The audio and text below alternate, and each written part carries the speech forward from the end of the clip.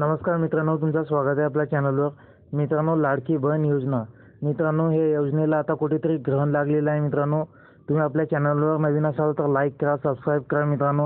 मित्रांनो आता कोणीतरी मुंबई कोर्टात याचिका टाकलेली आहे। मित्रांनो, जे बिचारा गोरगरीब लोकांना, महिलांना पैसे मिळणार होते, त्याच्यावर आता कुठेतरी ग्रहण लागलेलं आहे। मित्रांनो, जे लाडकी बहीण योजनेचा हप्ता जे 14 तारखेला आणि 15 ऑगस्टला जे खात्यात पैसे जमा होणार होते, आता ते याच्यावर काहीतरी मुश्किल दिसत आहे। मित्रांनो, कारण कोर्टात याचिका लाडकी बहीण योजनेच्या विरोधात हायकोर्टामध्ये आता याचिका दाखल करण्यात आलेली आहे। मंगळवारी या संदर्भातली तातडीची सुनावणी होणार आहे। 14 ऑगस्टला सरकारी तिजोरीतून जाणाऱ्या पहिल्या हप्त्यावरती तात्काळ स्थगिती द्यावी अशी मागणी या याचिकेच्या माध्यमातून करण्यात आलेली आहे।